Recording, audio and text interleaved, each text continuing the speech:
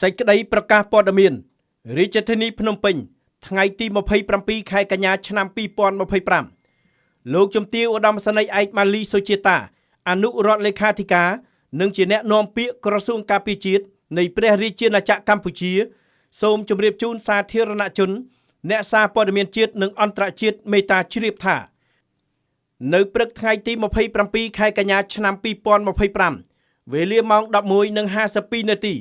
យោធាថៃបានចាប់ផ្ដើមធ្វើការបាញ់ប្រហារមុនមកលើទីតាំងកងកម្លាំងកម្ពុជាដោយបានបាញ់កាំភ្លើងត្បាល់និងកាំភ្លើងដៃជាច្រើនគ្រាប់មកលើមូលដ្ឋានកងទ័ពកម្ពុជានៅតំបន់អានសេះនៅពេលនេះកងទ័ពកម្ពុជា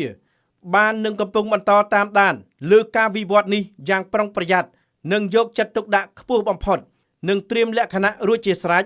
ដើម្បីការពារបូរណភាពទឹកដី